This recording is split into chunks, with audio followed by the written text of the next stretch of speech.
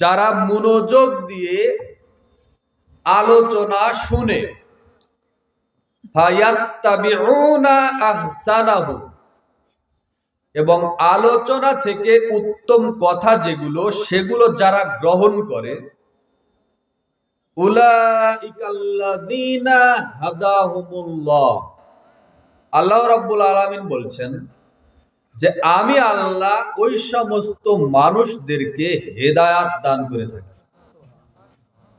ওয়া উলাইকা হুম উলুল আলবাব, আর জ্ঞানের দিক থেকে তারাই হবে পৃথিবীর শ্রেষ্ঠ জ্ঞানী। বলুন সুবহানাল্লাহ। কোথায় পাবেন? সূরা জুমারের 18 নম্বর আয়াত। তাহলে আলোচনা এখানে হবে, আপনাকে মনোযোগ দিয়েই শুনতে হবে। তাহলে আপনাদের মর্যাদাটা কেমন? চলুন পরপর কয়েকটা হাদিস অনুবাদ করে আপনাদেরকে শোনাই। তাহলে এখনই কি বললাম এইরকম কেন উঠলো? ভাই দয়া করে যারা ঘোরাফেরা করছে এদেরকে বসতে বলেন। আমি এখানে আমার নিজের কোনো কথা বলবো না ইনশাআল্লাহ। একটু ধৈর্য ধরেন। আপনি এমন কিছু হয়ে যাননি বা জান্নাতুল ফিরদাউসের সার্টিফিকেট আপনাকে দেওয়া হয়নি যে আপনার কোনো আমল লাগবে না। রাসূল সাল্লাল্লাহু আলাইহি সাল্লামের ছোট বড় সামনের পিছনের উপরের নিচের সব পাপ ক্ষমা ছিল, তবুও তিনি রাত জেগে সালাত আদায় করতেন। তার পা ফুলে যেত। আম্মা জান আয়েশা রাদিয়াল্লাহু তাআলা আনহা জিজ্ঞেস করছেন যে আপনার তো সব পাপ আল্লাহ ক্ষমা করে দিয়েছেন, এর পরেও আপনি এত কঠোর ইবাদতে লিপ্ত থাকেন কেন? কি দরকার আপনার? রাসূল সাল্লাল্লাহু আলাইহি সাল্লাম বলেছেন, আয়েশা আফালা আকুনা আবদান শাকুরা, আমি কি আল্লাহর কৃতজ্ঞ বান্দাদের অন্তর্ভুক্ত হব না? সুবহানাল্লাহ। এটুকু বাক্যের ওজন কত? আপনি লোড নিতে পারবেন? তো কি হয়েছেন আপনি এমন? সূরা হিজরের 99 নম্বর আয়াত খুলে দেখেন, 99 নম্বর আয়াত খুলে দেখেন। আল্লাহ রাসূল সাল্লাল্লাহু আলাইহি সাল্লামকে বলছেন যে হে আমার সম্মানিত নবী, আপনি ইবাদত করতে থাকবেন আপনার মৃত্যু না হওয়া পর্যন্ত।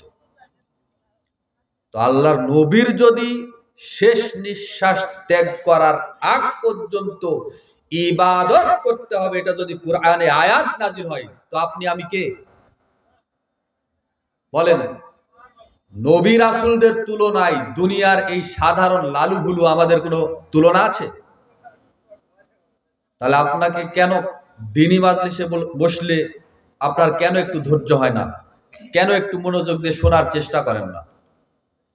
বরং আপনার জন্য এটাই উচিত হবে, ওই চায়ের স্টলে বসে আড্ডা না দিয়ে, দোকানপাটে আড্ডা না দিয়ে, এখন এই মুহূর্তে যে যেখানে আছেন ছুটে চলে আসবেন, মঞ্চের নিচে বসবেন ইনশাআল্লাহ। দেখেন আমি কিছু হাদিস অনুবাদ করি, আপনার মর্যাদা কত সেটা আপনি নিজেও জানেন না যে আপনার মর্যাদা কত।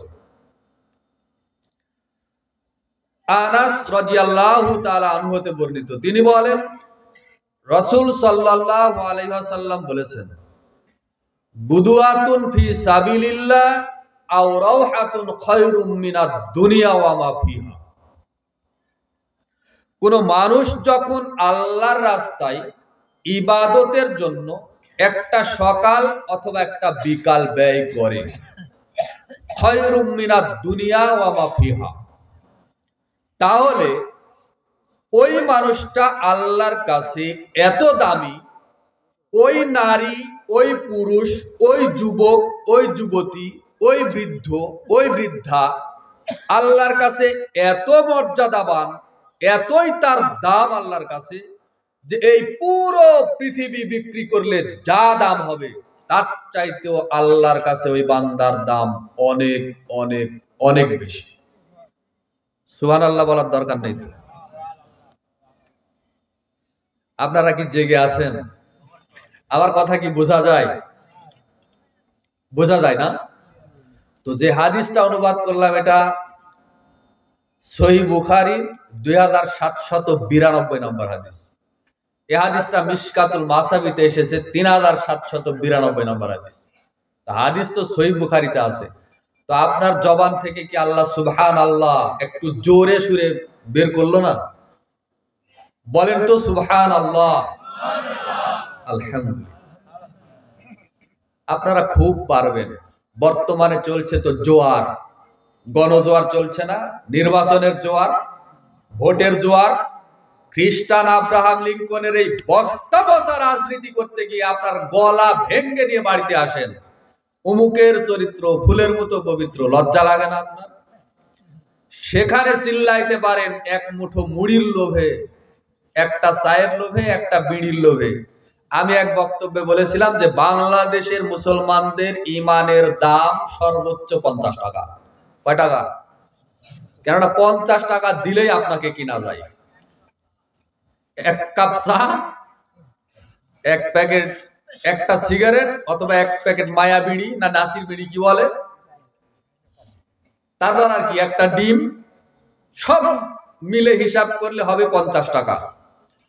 চেয়ারম্যান প্রার্থী আছে বা এমপি প্রার্থী আছে এই কালাই থানায় 5টা।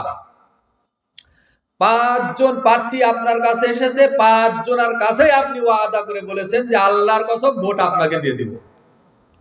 একটাকেও আপনি নিরাশ করেননি, 5 জনের কাছেই ওয়াদা করেছেন। বলেন এই মুনাফিক খোঁজার জন্য কি আমেরিকা যাওয়ার দরকার আছে? তো যেখানে আপনাকে কিছু একটু স্বাভাবিক কণ্ঠে কণ্ঠ ছেড়ে দিয়ে সুবহানাল্লাহ বলবেন, আলহামদুলিল্লাহ বলবেন, আল্লাহু আকবার বলবেন, এখানে পাচ্ছেন না, কিন্তু 50 টাকা দিয়ে ঈমান বিক্রি করে আপনি ঠিকই সেখানে গলা ভাঙার পরে বাড়িতে আসেন। আর বউকে বলতেছেন যে তাড়াতাড়ি চা বানায় দাও, গরম পানি দাও, আমার কণ্ঠ শেষ হয়ে গেছে, চিল্লাইতে চিল্লাইতে মিছিল করতে করতে। শুনুন, দুনিয়ার কোন এমপি, মন্ত্রী, চেয়ারম্যান, মেম্বার এরা আপনার ইহকালীনেও কল্যাণ করবে না, পরকালীন তো নয়, এটা আপনি নিশ্চিত থাকবেন। বরং যাকে ভোট দিয়ে আপনি নেতা করে সংসদে পাঠাচ্ছেন, ও যত নারীর সাথে জেনা করবে, ও যত রড সিমেন্ট আত্মসাৎ করবে, ও যত রাস্তার টাকা আত্মসাৎ করবে, ও যত গম চাল চুরি করে খাবে, ও যত এ দেশে দুর্নীতি করবে, এই সব কিছুর দায়ভার আপনাকেও নিতে হবে। ওমর রাদিয়াল্লাহু তাআলা আনহুর মতো ব্যক্তি পৃথিবীতে বেঁচে নেই, ওসমান ইবনে আফফানের মতো মানুষ পৃথিবীতে বেঁচে নেই, আবু বকর রাদিয়াল্লাহু তাআলা আনহুর মতো ব্যক্তি পৃথিবীতে বেঁচে নেই, ওমর ইবনে আব্দুল আজিজের মতো শাসক এই পৃথিবীতে আর আসবে না রাদিয়াল্লাহু আনহুম। আল্লাহ তাদের উপরে সন্তুষ্ট থাকুন।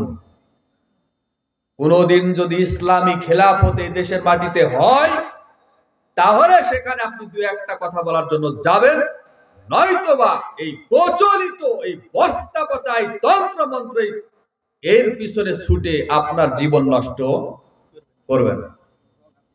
অনুরোধ থাকলো, টুপি যত লম্বা হোক, একজন এমপি মন্ত্রীর গায়ের জুব্বা পায়জামা যত লম্বা হোক, ও যদি বলে যে আমার মার্কা এটা, এটাতে ভোট দেন, সব কাল্পনিক পদ্ধতি, মানুষের তৈরি করা রীতিনীতি, কুরআন সুন্নাহর বিন্দু মাত্র নাম তাদের ভিতরে নাই।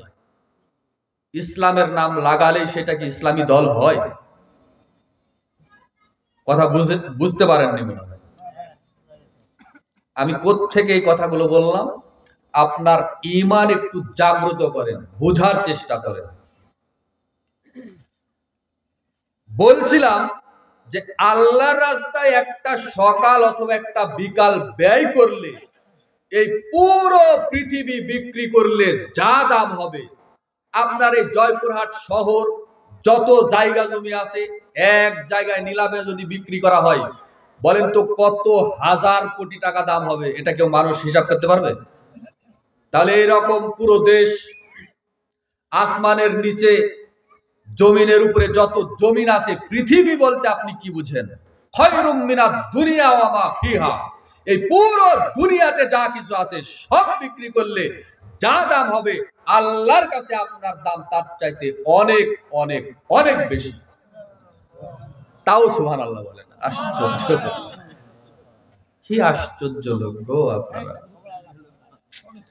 আফসোস, উপস্থিতির হাত তো খুব একটা কম না। গ্রাম এলাকার মাহফিল হিসেবে খুবই কম। উস্তাদজি খুবই কম না? ভালোই তো আছে। উজ্জ্বল ভাই কই? হয়তো আপনি আছেন তো এখানে। উপস্থিতির হাত তো খুব কম না। এই কয়েকটা মানুষ যদি সিংহের মতো গর্জন দেন তাহলে তো মাইকের থেকেও বেশি আওয়াজ হবে। চলুন একটু সামনে বাড়ি। যেহেতু মিডিয়াতে চলছে, আমার এমনিতেই আজে বাজে কোনো বাক্য বলার অভ্যাস নাই।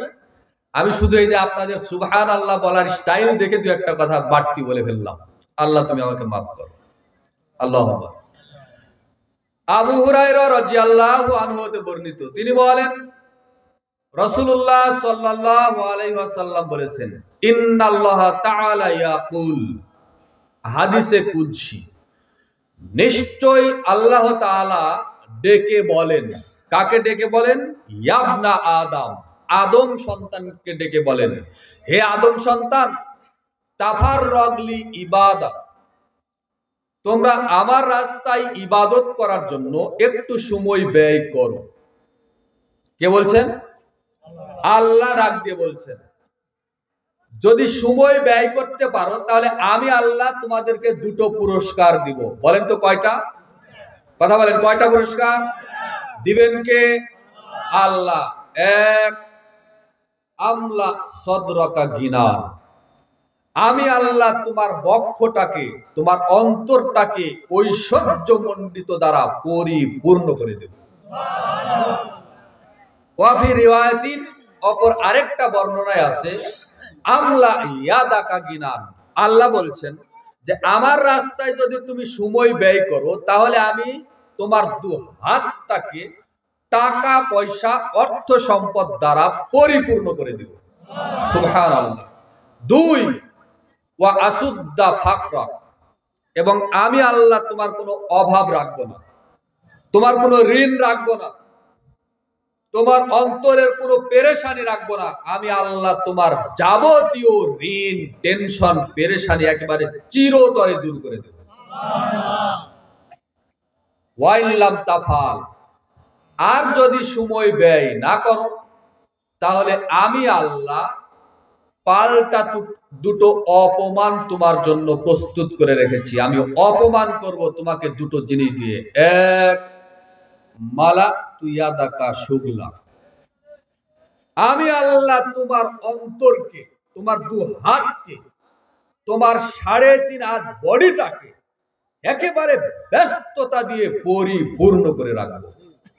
দুই, ওয়ালাম আসুদ্দা ফাকরা, এবং আমি আল্লাহ তোমার কোনো অভাব, তোমার ঋণ, তোমার অন্তরের কষ্ট, মনোকষ্ট আমি আল্লাহ দূর করব না, বরং আমি আরো বাড়িয়ে দেব। নাউযুবিল্লাহ মিন যালিক। তাহলে আল্লাহ রাস্তায় সময় ব্যয় করলে দুটো পুরস্কার। এক, আল্লাহ অন্তরটাকে ঐশ্বর্য মণ্ডিত দ্বারা পরিপূর্ণ করে দিবেন, এবং আপনার দু হাতকে অর্থ সম্পদ, টাকা পয়সা দ্বারা পরিপূর্ণ করে দিবেন। দুই, আল্লাহ আপনার কোনো অভাব রাখবেন না, কোনো ঋণ রাখবেন না, একেবারে অন্তরের পেরেশানি পর্যন্ত দূর করে দিবেন। আর যদি আল্লাহ রাস্তায় সময় ব্যয় না করেন তাহলে আল্লাহ পাল্টা দুটো অপমান আপনাকে করবেন, যে আপনার পুরো বডিটাকে ব্যস্ততা দিয়ে পরিপূর্ণ করে রাখবেন, এবং আল্লাহ আপনার অভাব ঋণ দূর করবেন না, আল্লাহ আরো বাড়িয়ে দিবেন। সুনান ইবনে মাজাহ 4107 নম্বর হাদিস। এই হাদিসটি সুনান তিরমিজির মধ্যে পাওয়া যাবে 2466 নম্বর হাদিস। হাদিস সহিহ। বলছিলাম যে দ্বীনি মাজলিসে উপস্থিত হলে তাদের কি মর্যাদা, কি ফজিলত রয়েছে। আর একটা হাদিসে কুদসি শুনেন। সাহল ইবনু হানজালা রাদিয়াল্লাহু তাআলা আনহু হতে বর্ণিত, তিনি বলেন রাসূল সাল্লাল্লাহু আলাইহি ওয়াসাল্লাম বলেছেন, এটাও হাদিসে কুদসি, মা জালাসা কওমুন ইয়াযকুরুন আল্লাহ, কোনো একটা এলাকার মানুষ যখন এক জায়গায় বসে দ্বীনি মাজলিসে বসে কোরআন সুন্নাহর কথা শুনে আলোচনা করে বা পর্যালোচনা করে, ইল্লা নাদাহুম ইউনাদিম মুনাদিম মিনাস সামা, ওই এলাকায় ওই আলোচনার দৃশ্যটা আল্লাহ সুবহানাহু ওয়া তাআলা আসমান থেকে দেখেন। দেখার পরে বান্দারা যখন আলোচনা শেষ করে বাড়িতে চলে যায়, তখন ওই সমস্ত বান্দাদেরকে আল্লাহ আসমান থেকে ডাক দিয়ে বলেন, কুমু মাগফুরাল্লাকুম, হে আমার বান্দারা, ওই যে 27 নভেম্বর 2025 সালে জয়পুরহাট জেলার কালাই উপজেলাতে ওই যে একটা মূল গ্রাম আছে না, ওই মূল গ্রামে যে তোমরা আলোচনা শুনছিলে, হাদিসে কিন্তু এগুলো কথা নেই। হাদিসে আছে কওমুন, কোন একটা এলাকায়, তো ওর মধ্যে তো আপনারটাও পড়ে না, পড়ে না? তো আল্লাহ আপনাদেরকে ডাক দিয়ে বলবে, কুমু মাগফুরাল্লাকুম, হে আমার বান্দারা, তোমরা এবার বাড়িতে চলে যাও, আমি আল্লাহ তোমাদেরকে ক্ষমা করে দিয়েছি। সুবহানাল্লাহ। শুধু তাই নয়, আরেকটা সুসংবাদ নিয়ে যাও, ওয়া বুদ্দিলাত সাইয়্যাতিকুম হাসানা, এই মুহূর্তে আমি আল্লাহ, হে আমার বান্দা, তোমার আমলনামায় যত পাপ ছিল সমস্ত পাপকে আমি আল্লাহ নেকি দ্বারা পরিবর্তন করে দিয়েছি। আর পুরো পাপ নেই, যত পাপ তোমার অ্যাকাউন্টে জমা রয়েছে এই সবগুলো পাপ এখন নেকি দ্বারা পরিবর্তন হয়ে আছে। শর্ত একটাই, যে হাদিসটা বললাম তবারানি মুজামুল কাবির এর প্রথম খণ্ডের মধ্যে পাবেন 639 নম্বর হাদিস। এই হাদিসটা তবারানি মুজামুল কাবিরের আরেকটা খণ্ডের মধ্যে পাবেন 641 নম্বর হাদিস। এই হাদিসটা আমলে সলেহ এই কিতাবের মধ্যে পাবেন 840 নম্বর হাদিস। তো এটার শর্তটা কি? এই যে আপনি বসেছেন, আলোচনা এখন থেকে নিয়ে শুরু করে শেষ পর্যন্ত ওইভাবেই এক খেয়ালে শুনতে হবে, মনোযোগ দিয়ে, এবং বৈঠক ভঙ্গের দোয়া পড়ে তারপরে আপনাকে যেতে হবে, তাহলে আপনি এই নেকিটা পাবেন। তো কত নেকি পাবেন বলেন? কত নেকি পাবেন একজন বলেন? কারোই জানা নেই। যিনি আলোচনা করছেন তিনিও জানেন না যে কত নেকি আল্লাহ দিবেন। একটা হাদিস জানেন, যেই সুবহানাল্লাহ বলার জন্য কয়েকটা কথা বললাম, একবার যদি কোনো মানুষ মন থেকে আল্লাহর সন্তুষ্টির জন্য একবার সুবহানাল্লাহ এই বাক্যটা উচ্চারণ করে, তাহলে আসমান জমিন সব নেকিতে পরিপূর্ণ হয়ে যায়। সুবহানাল্লাহ। তাহলে কত নেকি হলো আমাদের বলার ক্ষমতা আছে? কারোই নাই। তো বিচারের মাঠে, কিয়ামতের মাঠে একটা নেকির যে পাওয়ার কত হবে, মনে করেন যে মিজানের পাল্লা, দাড়ি পাল্লা, মিজানের যে পাল্লা আছে, পাপ পুণ্য ওজন করা হবে, একেবারে কাঁটায় কাঁটায় সমান সমান হয়ে আছে, 100-100। আপনার জন্য জান্নাতও ঘোষণা হচ্ছে না, জাহান্নামও ঘোষণা হচ্ছে না। এবার বুদ্ধি কি? আপনার জান্নাতে যেতে হলে একটা নেকি লাগবে, না লাগবে না? একটা নেকি হলেই তো জান্নাত হয়ে গেল। আবার একটা পাপ যদি হয়, তাহলে আপনার জন্য ওই একটা পাপের কারণে জাহান্নাম হয়ে গেল।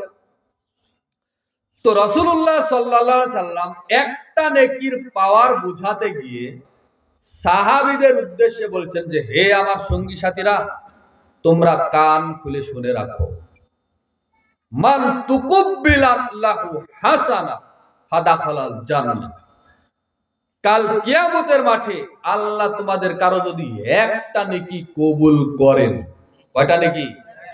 একটা নেকি। ওই একটা নেকির বিনিময়ে আল্লাহর বান্দা আল্লাহর জান্নাতে প্রবেশ করবে। সুবহানাল্লাহ। আল আদাবুল মুফরাদ এই কিতাবের মধ্যে পাবেন 596 নম্বর হাদিস। তাহলে একটা নেকির জন্য মানুষ জান্নাতে যাবে। আবার ওই একটা নেকি নাই, কিন্তু একটা পাপ বেশি হয়ে গেছে, যার কারণে ওই ব্যক্তি কোথায় যাবে? জাহান্নামে যাবে। এখন এই একটা নেকি কবুল হবে কিনা, আল্লাহর খাতায় আপনি দেখাতে পারবেন কিনা আপনার আমলনামার খাতাটা আল্লাহকে, এটা হলো সবচাইতে বড় কথা। চলুন একটু সামনে বাড়ি। কাসের বিন কায়েস রাহিমাহুল্লাহ তিনি বলছেন, দিমাশকের একটা মসজিদে আল্লাহ রাসূলের সাহাবী আবু দারদা দার্স দিচ্ছেন। এমত অবস্থায় আরেকটা লোক মক্কা থেকে মদিনার দূরত্ব প্রায় 450 কিলোমিটার, সেই মদিনা থেকে সিরিয়ার রাজধানী দামেস্ক, সেই দামেস্কে একজন সাহাবী গিয়েছেন, একজন লোক গিয়েছেন। যাওয়ার পরে আল্লাহ রাসূলের সাহাবী আবু দারদাকে জিজ্ঞাসা করছেন যে, হে আবু দারদা, আমি আল্লাহ রাসূলের শহর মদিনা থেকে আপনার কাছে এসেছি একটা হাদিস জানার জন্য, আপনার মুখ থেকে আল্লাহ রাসূলের একটা হাদিস জানতে চাই, আপনি আমাকে হাদিসটা শোনান। আবু দারদা রাদিয়াল্লাহু তাআলা আনহু বললেন, হে আল্লাহর বান্দা শুনো, রাসূল সাল্লাল্লাহু আলাইহি ওয়াসাল্লাম বলেছেন, মান সালাকা তরিকান ইয়ালতামিসু ফিহি ইলমান সাহালাল্লাহু তরিকান মিন তুরুকিল ইলাল জান্নাহ। কোন মানুষ যদি জ্ঞান অর্জনের জন্য কোন জায়গায় কুরআন হাদিসের আলোচনা শোনার জন্য যদি আল্লাহর রাস্তায় পথ চলে, তাহলে আল্লাহ জান্নাতে যাওয়ার রাস্তাটাকে একবারে সোজা ভাবে সেট করে দেন। বলুন সুবহানাল্লাহ। কি বুঝলেন? এটা কি জ্ঞানের মজলিস না? দ্বীনি মজলিস না? কুরআন হাদিসের মজলিস। বলেন তো পৃথিবীতে সবচাইতে দামি জ্ঞান কোনটা? কুরআন সুন্নাহর জ্ঞান। তো সেই জ্ঞানের মজলিসে, দ্বীনের মজলিসে আপনি বসে আছেন। এখন আপনি যেভাবে আছেন, নারী পুরুষ সবাই আমরা যেই রাস্তায় আছি, এটা হলো একেবারে সরাসরি জান্নাতে যাওয়ার সোজা রাস্তায় আমরা আছি। এই হাদিসের বাক্যে বোঝা যায়। মিশকাতুল মাসাবির 212 নম্বর হাদিস, 204 নম্বর হাদিস। এই হাদিসটি সুনান ইবনে মাজাহর মধ্যে পাওয়া যাবে 223 নম্বর হাদিস। সুনান তিরমিজির মধ্যে পাওয়া যাবে 2681 নম্বর হাদিস। আত-তারগিব ওয়া আত-তারহিব গ্রন্থের মধ্যে পাওয়া যাবে 70 নম্বর হাদিস। আর সহিহ মূল হাদিসটা হলো সহিহ মুসলিমের। সহিহ মুসলিমের মধ্যে পাওয়া যাবে 2699 নম্বর হাদিস এবং 2700 নম্বর হাদিস। একই হাদিস এতগুলো জায়গাতে বর্ণিত হয়েছে। চলুন আমি আর ওই দিকে না যাই, আপনাকে যেটা বুঝাচ্ছিলাম যে দ্বীনে মাজলিসে বসলে, দ্বীনি বৈঠকে বসলে আপনার যে কত মর্যাদা, কত দাম, একটু হলেও তো বুঝতে পেরেছেন নাকি? বুঝতে পেরেছেন তো? ইনশাআল্লাহ।